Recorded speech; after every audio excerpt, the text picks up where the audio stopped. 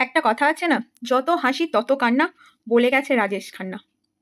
এই কথাটাই ঠিক খাটছে পাকিস্তানের ক্ষেত্রে। পাকিস্তানি ভাই বোনদের বলি, যতবারই খেলা হয় তোমরা টিভি ভাঙো। এবারে প্লিজ টিভি ভেঙো না, রাত্রের টিভি ভেঙো না, সকালবেলা হলেও টিভি ভেঙো না। তোমাদের টিভির আওয়াজে আমরা ঘুমোতে পাচ্ছি না, এত টিভি ভাঙার আওয়াজ পাচ্ছি।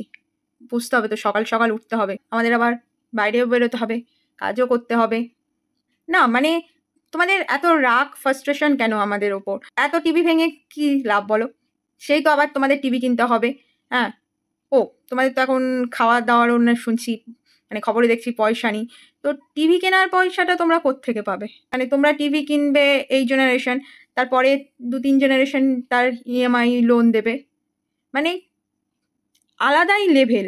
ও খবর দাওয়ার শুনছি তোমাদের কারেন্টও নাকি নেই। তাহলে তোমরা খেলা দেখছো কিভাবে ভাই?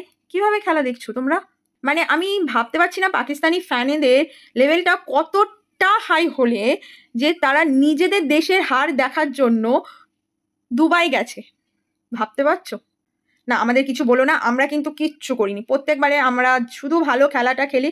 যদি আমাদের ওপর রাগ দেখাতে হয় তাহলে ওই আইআইটি বাবার ওপর রাগটা দেখাও, যে তোমাদের সাপোর্টে কথা বলেছিল।